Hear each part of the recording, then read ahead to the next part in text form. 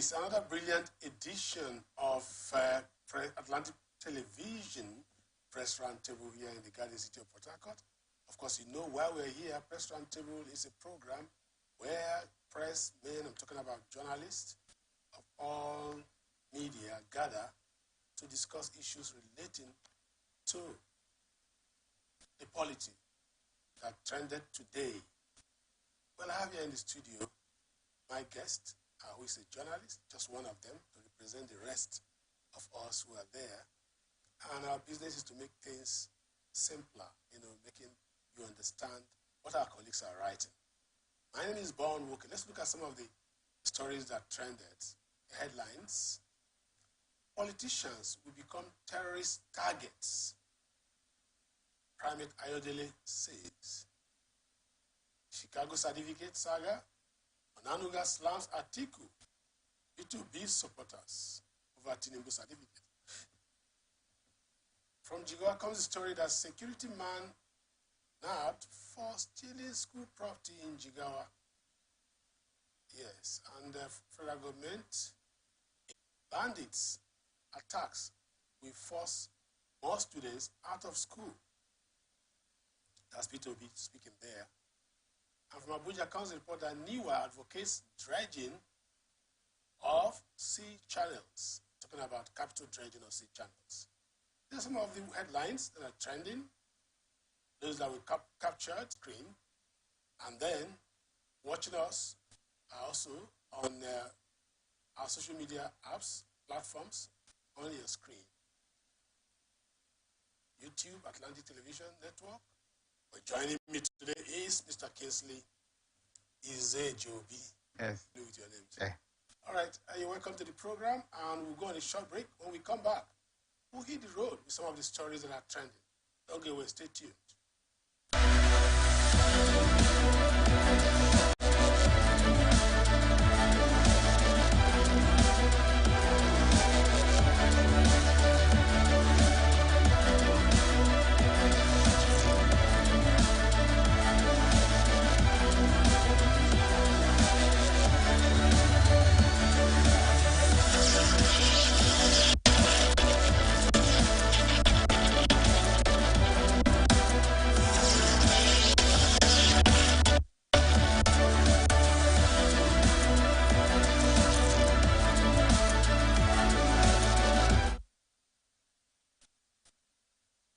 Welcome back. My name is Bon Walker, and like I told you earlier, I'm joined by Kingsley Izejobi, a broadcast journalist, and he's here in the studio.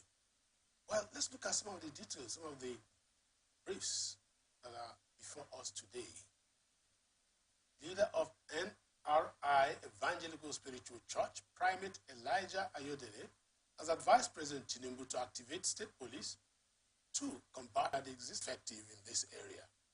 He said that terrorists will soon start targeting politicians for attack, and it will get to a point where they will start working and moving with effectively combat insecurity. The government should, unquote, activate CCTV cameras to fight insecurity. We need more hands to fight it to get to a point where politicians will be moving with panic and fear, unquote. Well, that's the story there by Primate Ayodele, and because yesterday we had a story of the Benue Commission of Information that was abducted from his home before his family.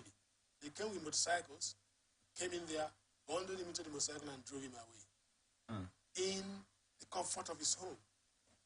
And so what the Primate is saying there is not totally out of place. Absolutely. Okay. It's not. And two things are there. He talked about you need to beef up security through state police.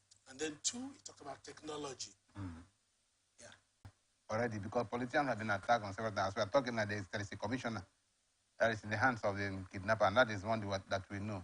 I've also had different scenarios in the past. So the involvement or the establishment of state police is something that has, to me, it's like a two-edged sword to intimidate and harass political opponents in different states.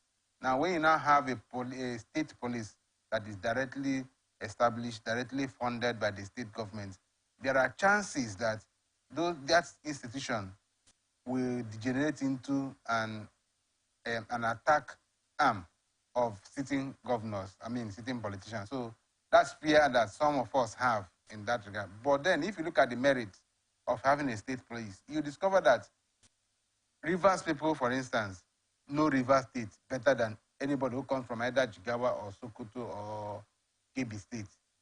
So if you have Rivers people to police Rivers State, chances are that the results will be more effective. If you take a look at what was happening along Ubi-Mawere Road, for instance, you discover that when the local vigilante people were instituted and empowered and given the opportunity to go after these criminals, you discover that the rate at which the criminals operate reduced drastically. And that is what is going to happen if we have a state police.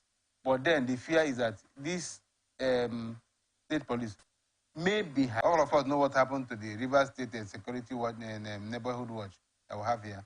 For more than 12 months, they were not paid salary. And I think that for anybody who is in that kind of situation, anything that the authorities ask you to do, to be able to get your salary, you will jump at it and do so that you can put food on the table of your family. So is we have there is the government has to be very careful about going about trying to institute state police. But generally, I think that the federal police, if given the right tools of work, if recruited according to best standards, they can work well to nip security issues in the board. The problem we have with the current police in Nigeria is, one, the quality of the persons that are recruited into the force. A lot of persons that are in the force today are in the force because there was no other job. So that is the only way we can make ends meet. So they are basically to make ends meet. And that is very dangerous for any that we have been talking about. We're not meeting the United Nations standard. So maybe a state police will populate the police force more. Yes, they say yes. The state police will definitely increase the number of policemen we have on our street. We'll try to meet the ratio. The coverage. Yes, increase the coverage. Yes, but then we also have that, like I keep saying, we have that fear of the state police being hijacked for different purposes. Anything can be hijacked. We have that fear. The Nigerian factor is there. Yes. Anything can be hijacked. Any good thing in Nigeria always turns the other way around. Yes. And that's what we call the Nigerian factor. So, but what I will advocate more strongly is that police officers are recruited state by state. Each state are given quota to bring during the recruitment. Now, Rivers people should police Rivers State. Would they feed the quota when it comes to federal? So every state should have a data of the number of policemen that is fit for that particular state's security needs. So those who are recruiting people into the police should work with that data to ensure that the people who are recruited for Rivers State are people who understand, first and foremost, the culture of the people, the terrain, the mentality of average residents of Rivers State is not the mentality of average resident of Sokoto State. They are not the same thing. Sensibilities are different. Yeah, their sensibilities are. So if you have a police officer who understands these sensibilities, then it helps him to work better. He knows that when somebody is moving in certain ways, that movement shows certain information that he should trace. Then talking about the deployment of technology, the CCTV, we cannot stress that a lot. We cannot overemphasize that. There is need for us to have CCTV at various particular strategic places so that movement of people can actually be regulated, so that when something happens at a particular place, we'll be able to go back to the CCTV footage to know actually who actually passed through this particular route, so that that could also give us an idea of who has committed what. But the situation whereby criminals block highways and then they abduct people, take them into the bush and things like that, and until today, nobody is talking about what happened. It's not really the best. If you look at the issue of the Abuja train attack, as of today, lives were lost. Many of the victims stayed in the bush simply because the security agencies probably do not know where to start to trace. But if you have something like CCTV, if you have like what you have in the aircraft, the black box that used to record what happens in the aircraft, you can have such things around. Then it helps us to be able to trace who has done what. And by the time we get faces, we begin to narrow them down, and then we begin to see how we can bring them to book. Okay, generally, I think that the best way to fight security, apart from increased manpower and capacity to the security operatives, you also need technology. That's what he's saying. Absolutely. And then it's important, too, for us to see the caution, the alarm being raised by the primate, because politicians will continue to be targets. Yes. It's not just the few ones that have happened. They will continue to be targets if something is not being done. Security of lives and property. Because they are doing currently is that the few security agents that are supposed to serve the community, they appropriate them to them, the security agencies to themselves. Yeah. But I want to let them know that the best security any politician can provide for himself or herself is to take care of the people who live around his immediate environment. It's very, very important. If the people who live around your immediate environment are wallowing in poverty, and then you are living in affluence, chances are that people will begin to think about how to get to you to collect out of your enormous wealth. But if you empower a majority of the people around you, before any plan of your attack can materialize, one or two persons in that community who owes his survivor, who owes her survivor to your benevolence, will release information to you, and then you will see that you will be out of any security danger. Okay, I think we have just summarized that, and we'll go to the next. 3 things are there. Well, technology, proper capacity development, and the population of the number of policemen, yes, and then poverty eradication. Yeah. These are the 3 issues we've raised on this program. I'm sure if you listen out there will understand the position of primate and then the interventions we have done to ensure that there is safety of lives and property in our polity. Bayo Onanuga, a former media aide to President Bola Tinubu, has criticized supporters of the 2023 presidential candidates, Atiku Abubakar of the People's Democratic Party, PDP, and Peter Obi of the Labour Party, LP, over their stance on the president's certificate saga. Onanuga said Atiku and Obi's supporters are wasting their time and chasing shadows by controverting Tinubu's attendance at the Chicago State University, CSU. He maintained that the truth remains that Tinubu attended the Chicago State University and graduated in 1979. Onanuga was reacting to some documents posted by Twitter user claiming that the Federal Bureau of Investigation had asserted that Tinubu did not attend the Chicago State University. Tweeting, he wrote, "Supporters of Atiku and Peter Obi continue to chase shadows and waste time controverting President Tinubu's attendance of Chicago State University. The unassailable truth is that he attended the university and graduated in 1979. As far back as 1999, I knew this to be the truth. I visited the university as the editor-in-chief of my paper and collected from the school's registrar the first attestation letter about Tinubu's graduation." Some of the issues are raised here that are very important. First of all, in that story, he talked about the confusion among President Tinubu's critics with Chicago University and Chicago State University. And that some of the things they posted online were about Chicago University, which is not Tinubu's Chicago State University. So a lot of confusions are in the air, and he says they are wasting their time. But one underlying issue there is that we want to see how important the information that are expected to come from Chicago State University will be to the entire litigation, yes, of the presidential position in Nigeria. Yeah. Well, Bayo Onanuga, since the commencement of presidential election campaign, all through the election period and even after the election period, Bayo Onanuga has been a very, very, will I say, controversial supporter of President Bola Ahmed Tinubu. And on this matter, it's very simple. If somebody says you did not go to school, and you are holding a very and it's important that we note that the reason why people are saying that you did not go to school is because you are occupying a public office. If you are not occupying a public office, nobody will care to know whether you went to Chicago State University or Chicago University. Nobody will want to know that. But because you're occupying a public office, everything about you should be in the public domain.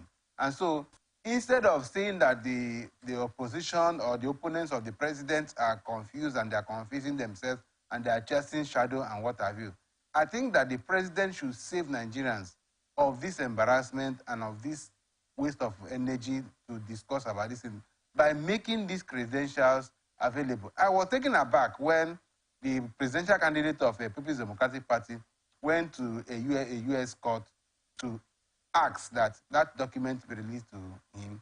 And I was surprised that some lawyers also from the president's side also went to court to say that the court judgment on the release of those documents should be stayed. That leaves me with a kind of confusion about if you say you went to this school and somebody has gone to court to say, I need those documents. It's a very simple thing. Because you know that you went to school, because you know that what you're saying is truth, you allow the documents to be made available so that you can put every of this argument to rest. It's really not a good thing for someone to occupy an office and some persons whom you are supposed to lead are expressing fears about your capacity and your qualification to be in such an office. That will lead to the fact that a lot of people will not cooperate with you. That will lead with the fact that a lot of people will not begin to doubt whatever you say because they believe you don't even have what it takes to be on that. So I want to appeal to the president and those who work with him to see how they can put this matter to rest by, one, either showing Nigerians the credentials, the documents that Nigerians are asking for, because it's not only these presidential candidates that are asking for these documents. A lot of Nigerians also want to see that same document. So it's either they will make those documents available to Nigerians to put all this to rest, or they will admit that actually the president lied. And if the president admits that he lied, then the law should just take its course. Now, let me tell you something. If you read in between the line, I know the extant information that are available in the public space. President Tinubu actually went to Chicago State University and obtained a university degree. But there are certain details in his records that will expose him in certain light. For example, his age and all the minor details. That is why it appears that is why he doesn't want the entire information to be revealed. He said, one of his plea was, bring out my certificate, bring out a record of my result and all that. They forgot about other records. That's one of the plea now.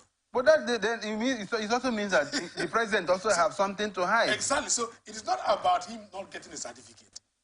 A lot of people have talked about him going to that university. He was the president of Accountancy Students Association. He was very eloquent. He was a very brilliant student. The issue is not about him having a certificate. He has used that certificate to work with mobile, some oil companies, and probably where the age does not really matter. That kind of a thing. He has used it. And it appears that in recent time about this politics issue, he has told some lies that can easily be exposed by the university because of the result. It doesn't have that. It doesn't have that right. And also, we need to also know that the other presidential candidates who are asking for this document have also made those information, their age, their qualification, everything, they have left it in the open. Everybody has seen it. Yes. So there is no doubt about theirs. It has been confirmed. Because they are very sure that only Chicago University can reveal that age. And so I think that the president and his men should just save us the stress and see what they can do and make this information available. Or the other political parties should rest because they may not get anything out of it. Very soon the Supreme Court, they have just constituted the panel today. And very soon the panel will sit. No, I don't think that the other political parties should rest. I think that the other political parties and ensure that these documents are made available, because you can't have somebody who cannot be who does not who is not a trustworthy. And I don't know, a lawyer is not here, but I hear that they may not be able to plead anything new at the Supreme Court that they have not pleaded at the Appeal Court. That is the nature of appeal. But this issue of certificate, was in the main, it was at the tribunal. But the tribunal said there was no evidence to show that. Okay, so it was pleaded. Yes, it was. I think that was why Atiku Abubakar had to go as far as US to go and subpoena the. So if it was pleaded, they can present it. They can present it, because the lawyers will say, oh. Won't it be an afterthought? I don't, lawyers and their technicalities. You can. I don't think. Well, if you say lawyers and their technicalities. That's why a lot of people are saying that they may be chasing shadows. It may be belated. Let's get it and let's see. If it's even better that we get it, and there are some issues that are not as they were said, yes. And then the judges will now tell us that those issues don't matter. For instance, that of Enugu State Governor, when the judges told us that you don't need a NYC certificate to be a governor of a state. It wasn't a prerequisite. It wasn't a prerequisite. But then the law says any certificate you are presenting should not be a forged one. So if you presented a forged certificate and not doing NYS service, NYS, it's not a prerequisite. It's a criminal offense. Not doing it may not be a prerequisite, but within the law, if you dodge NYS, it's a criminal. It's a criminal offense, yes. And a criminal cannot contest for election. So these are some of the issues. I think lawyers who took up those issues were right. The technical issues have thrown them out. Let's take the last story for the break. The police in Jigawa State have arrested 30-year-old Hassan Adamu, a security man, over the alleged stealing of Government Girl Unity Secondary School, Kazaure property. Spokesman of the command, DSP Lawrence Shisu Adam, confirmed the arrest in a statement issued to newsmen.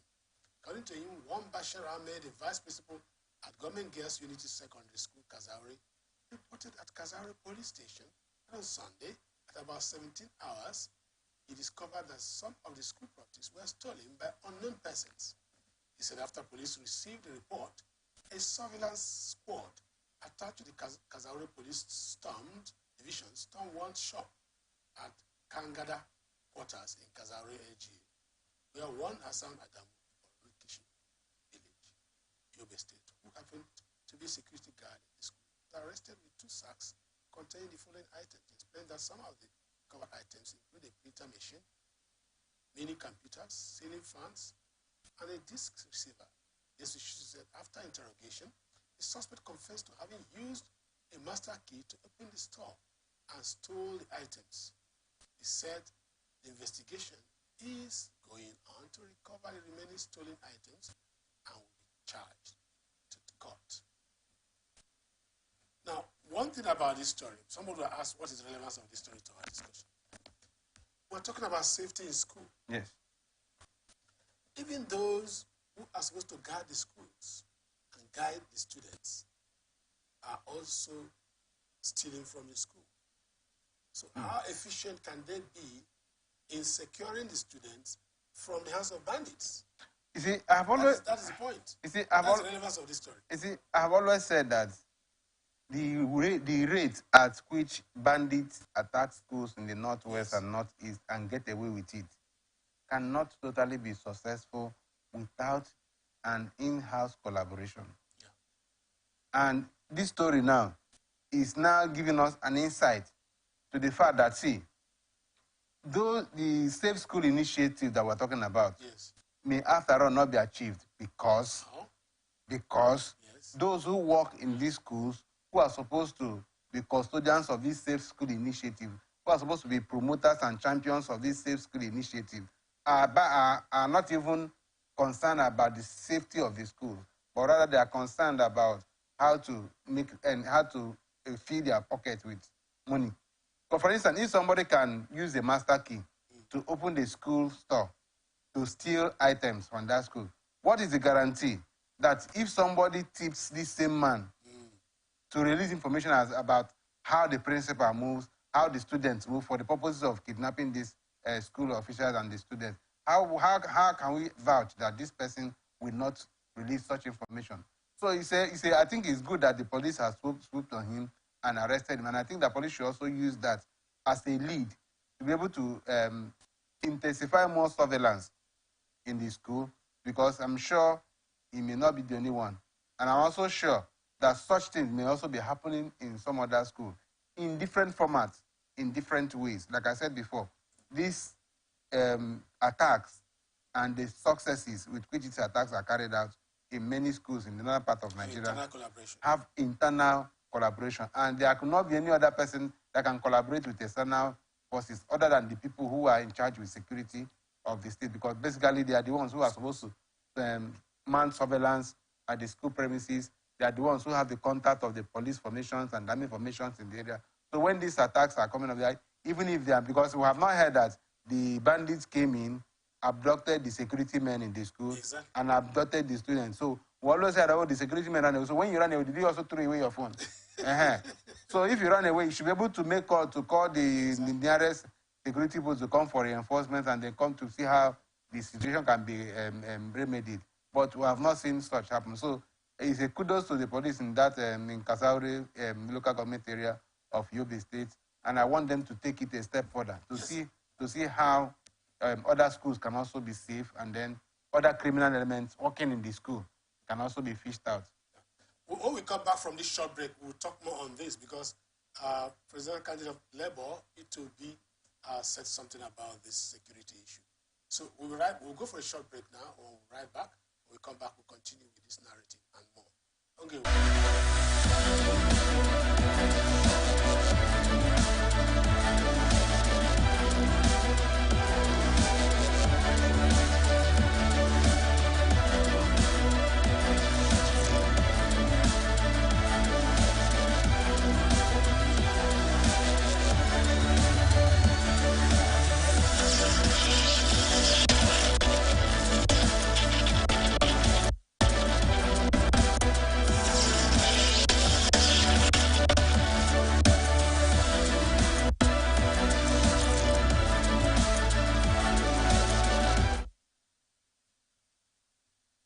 Welcome back. We'll take another story, and then we'll go to the other story again.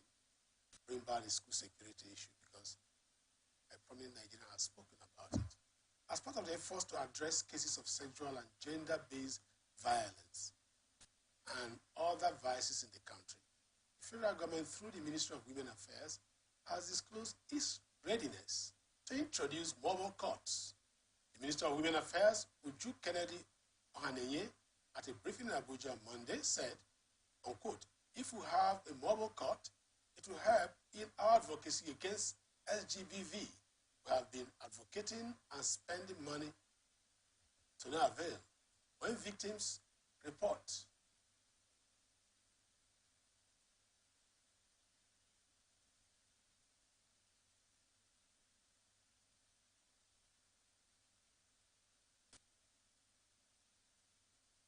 the federal government, through the Ministry of Women Affairs, has disclosed its readiness to introduce mobile court. Minister of Women Affairs, Uju Kennedy Ohaneye, at a briefing in Abuja on Monday, said, if we have a mobile court, it will help in our advocacy against SGBV. We have been advocating and spending money to no avail. When victims report, police will come in for arrest. We take the victim straight to the hospital to confirm, and then the mobile courts come in to ensure police is served. Justice is served, yes. She stressed that the need for a different approach to interventions targeting grassroots women.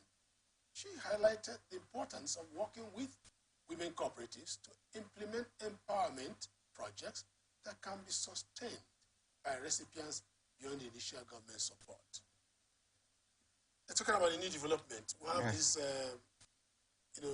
problem against women, SGVV, that's what it's called, and sexual harassment and all that against women. And the new dimension here is the advocacy for introduction of for mobile court, for quicker dispensation of justice. Do you think this in any way will quicken justice? If a rape takes place at night, and the following day the matter is charged to court, what's the difference? Yes, I think that mobile court will help a lot. I mean, let us now leave gender violence that are perpetrated in the night. Yes. Let it be that those who want to commit gender violence will only relocate to the night tonight, because as of today, gender violence is perpetrated both in the night and in the day. So, and most times, going to court, for instance, if a woman is raped, for instance, going to court to prove the fact that the woman was actually raped has been a very difficult. It has been a very difficult matter to prove in court because you need to do some tests. You need to do a number of things to be able to prove that actually this woman was raped. And so I think that this issue of a mobile court, if we have them, it will actually help us to mitigate or to bring down the level of sexual violence, sexual and gender-based violence in our society. Actually, sexual and gender-based violence in our society is something that shouldn't be tolerated. No man is supposed to be violated. No woman is supposed to be violated.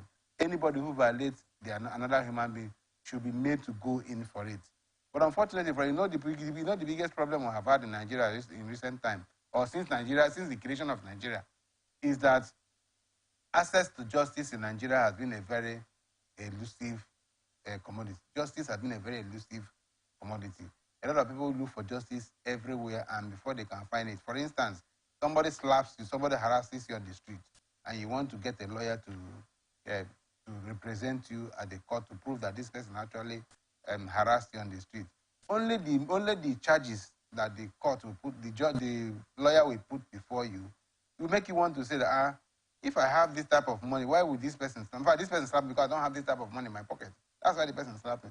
Because actually, those who violate people don't actually violate those who are bigger than them. They violate the younger ones. So, assuming the younger ones have access to justice, assuming there is a number that if you are harassed, you call that number, and that number comes to your aid, responds to your complaint, and follows it up, and make sure that the culprits are brought to book. I think this issue of gender-based violence will be reduced drastically, and Nigerians will walk on the streets more with their heads, holding their heads high, because most Nigerians, what we do is that we tiptoe on the streets, because even if you are passing a big man, you tiptoe, because if the big man gets angry, you are in trouble. If you get angry with the big man, you're also in trouble, and no policeman will save you, no judge will save you, because you don't even have money to hire a lawyer to start with. So you now leave it to the Father. Oh, God will punish you, God will punish you. And most times, God will not punish anybody for anybody. God will be, the way God punishes people, you may not even be there when the punishment will come. So you will not even enjoy the sweetness of the fact that God has punished the person who violated you. So basically, let the government intensify efforts in this mobile court strategy, and then let Nigerians have access to justice across board. Not just on gender-based violence, but across board. Let Nigerians have access. Let me be able to walk into the Ministry of Justice and say that my neighbor slapped me, and therefore a lawyer gives me the necessary papers, and then the matter is addressed. I think that this sexual and gender-based violence is a very serious matter. It is. Because a lot of women are being violated. Sure. A lot of men are being punished because of their gender. Yeah. And it's a prevalent matter, and that's why it's being given its attention. Yes. Now, if the Ministry of Women Affairs is doing anything about it, you've raised a very important issue here. Can people have justice from through legal representation pro bono? Where is the place of the legal aid council and all that, where people can have legal representation without paying money? I think that it should be a holistic. It should be a holistic thing. So if you're having mobile court, you want quicker dispensation of justice. And that can only be possible if the person that is deprived, if the victim of SGBV has legal representation and can have, it's accessible. It's accessible and affordable. If that does not happen, then the issue of having a mobile court will just be we have seen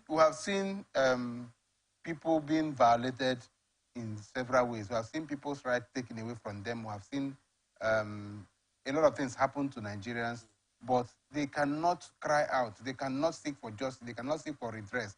Why? Because they don't have what it takes to hire a lawyer. And then the lawyers sometimes, they also behave like the medical doctors. I'm sorry to mention these two professions, but that's where I feel about them. The lawyers, sometimes they behave like medical doctors. The medical doctors know that, your life is dependent on their expertise. So whatever they tell you to bring, you have to bring it. Otherwise, you will die. And nobody wants to die. So you want to go and sell everything you have in order to be able to make sure that you stay alive. The same thing with the lawyers. When somebody comes to a lawyer to say, oh, somebody has harassed me, the next thing the lawyer is thinking about, okay, this client now, how much am I going to get from does he have the money to pay and things like that? So the issue of justice for those who have been harassed, those who have been violated, is not being relegated to the background. The lawyers are now more interested in how much gets into the pocket. So the Ministry of Women Affairs should seek the services of a legal aid council, the pro bono lawyers, and make them, if it means putting them on their payroll and giving them stipend, for them to be able to do these jobs, knowing that when Nigerians come to them, whatever service they render to Nigerians, government is there to offset their bills. Yes, that way, this mobile court will work well. But anything outside of this is something that. In addition to these two, we also need a public enlightenment. Yes. Because many people are not aware of their rights. They are not aware of the services that are available to them. Yes. You have a mobile court and people can access and afford legal services pro bono. But they're not aware. They are not aware. Because the problem is they will sit back and say, I don't have money, I can't afford a lawyer. Yes. So let them embark on a vigorous campaign. In fact, FIDA should also join that campaign. Yes. And of course, FIDA has even MBA should also be part of it. Yes, part of it. Does this mean because when you talk of gender, it's not just female. Yes. MBA should be involved, and FIDA should be vigorously involved and pursue this agenda of public enlightenment. Yes. Because if your wife threatens you to say, I will report to FIDA, you are afraid. Yes. In River State today. Yes. Yes. A woman tells you, you are abusing me, I report to FIDA, you are afraid. So if we have that kind of public enlightenment, create that awareness among the people, the rural population, because it is more in the rural population. In the north, it's almost something that is... It's a way of life. A way of life. So a way of life.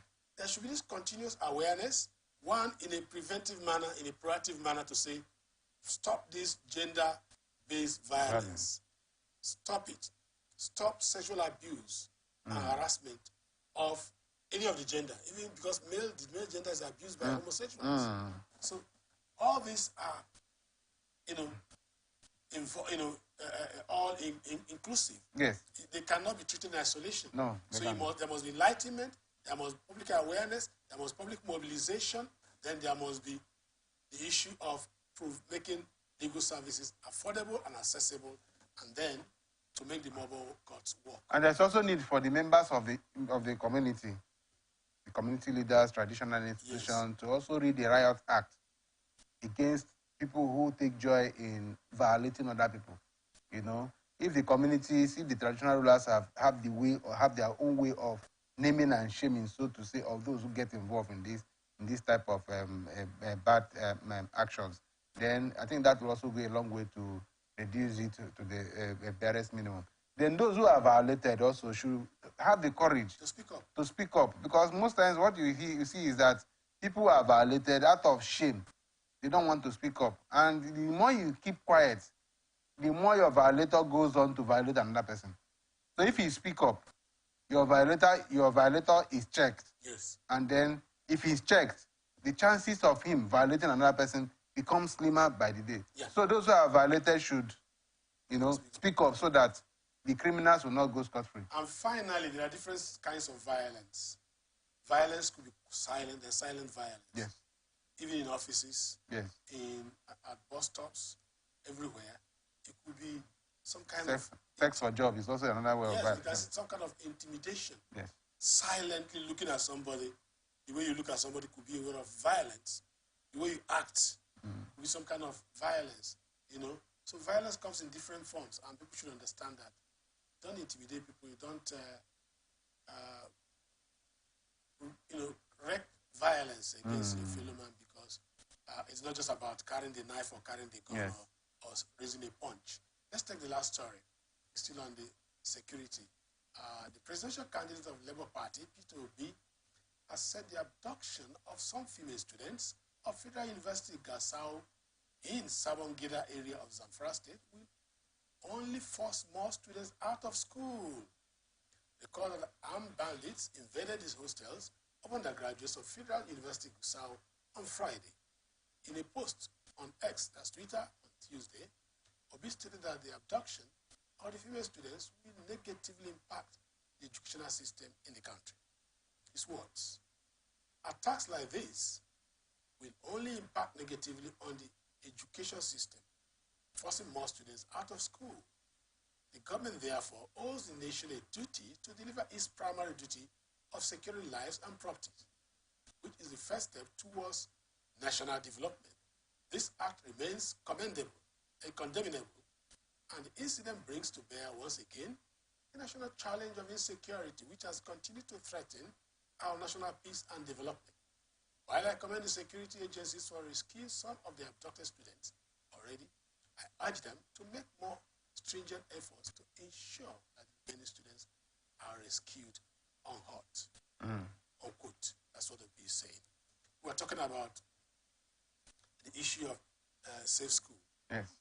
Now today, we used to hear that out of school children in Nigeria, phenomenon in Nigeria is 10 million. Now we have 18 million. Recently, I had 22 million and all that. That means that every day, this out-of-school syndrome increases in number in leaps and bounds. Oh. And the P2B is saying here that if this level of banditry that affects safety of school continues, we'll have more cases. And it's obvious. I mean, it's dramatic. Yeah, I mean, there is no other way to put it. He had just put it the way his words were just exact, you know.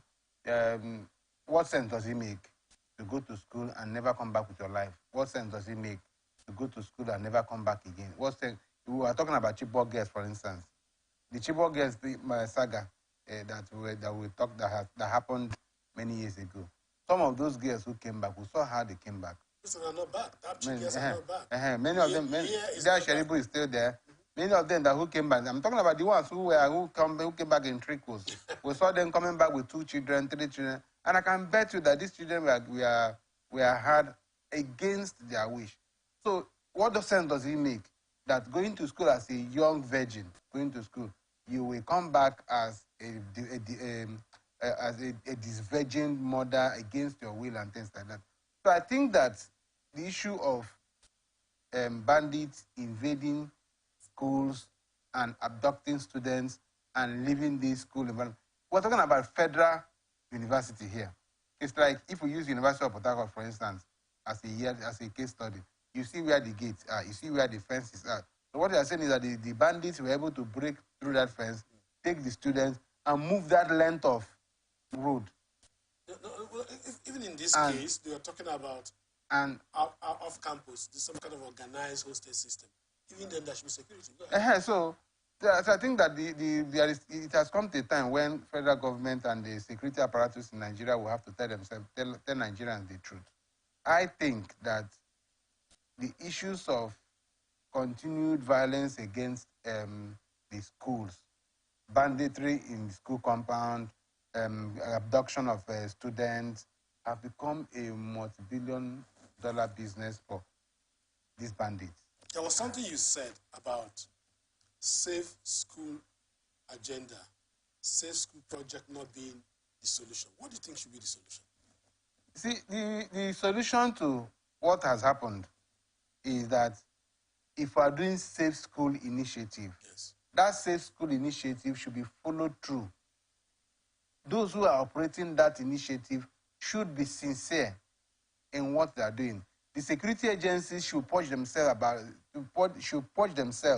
of saboteurs who give out information on the strategy that the security agencies are adopting to protect the schools, to secure the schools. Then those who are employed to man the schools as security guards should also be properly profiled to see that these persons actually applied to do the job because of their commitment and their love for that job.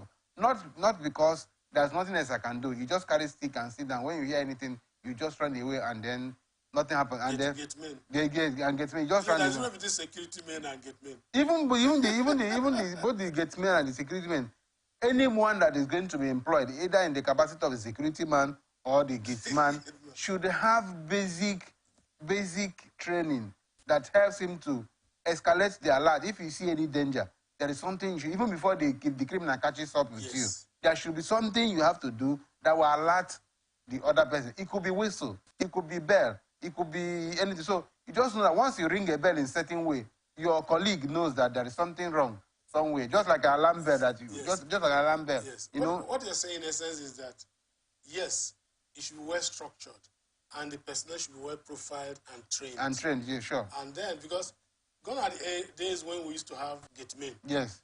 It's some kind of a corporate social responsibility.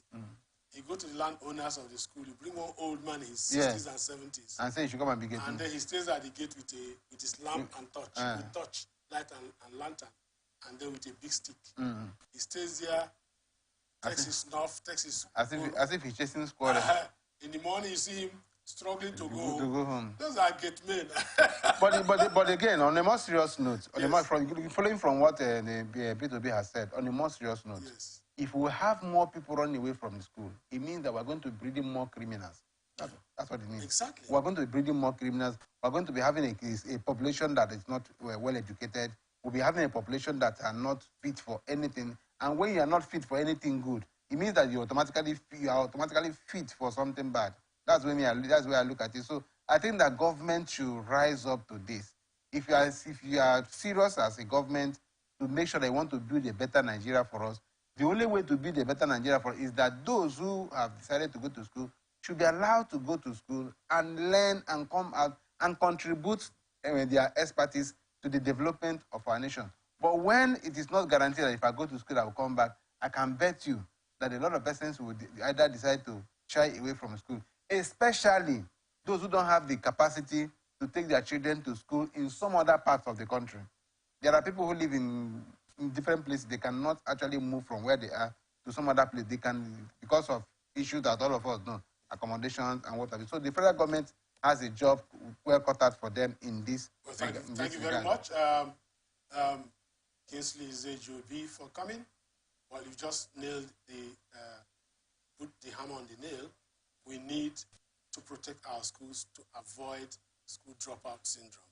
It's rising on a daily basis, and today we have close to 20 million school dropouts. And if this continues, education will be affected very, very. That's more than population of some countries. Exactly, and so it's not fair at all. Because we have a young population that we should be very proud of.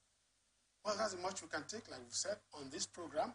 Remember to join us always on Atlantic Television Network 194 StarTimes. Yes, on StarTime on the screen and on our social media platforms.